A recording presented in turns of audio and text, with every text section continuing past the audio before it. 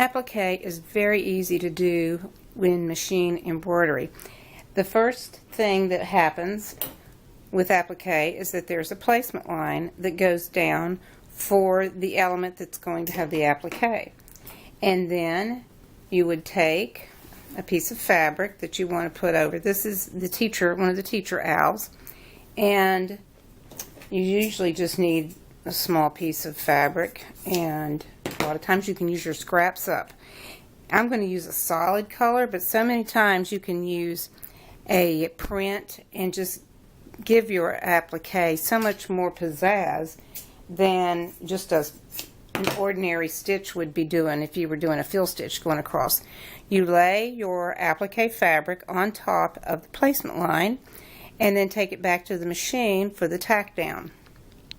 Now, after the tack down, you will have some excess fabric that is on the outside edges of the applique.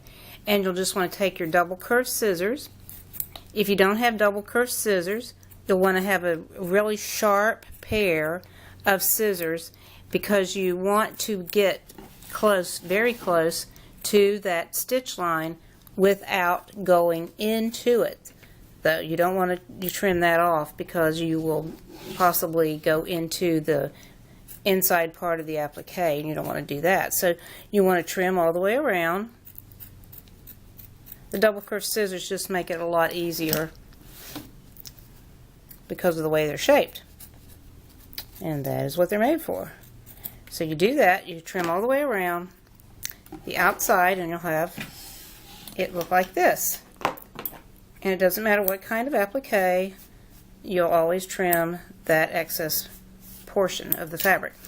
Now take it back to the machine, and there will be a satin stitch that covers this raw edge of the applique, and that's always the case. So if with an applique, you always have three stages. You've got the placement line, then you have the tack down stitch of the fabric, and then you have the satin stitch that covers the raw edges.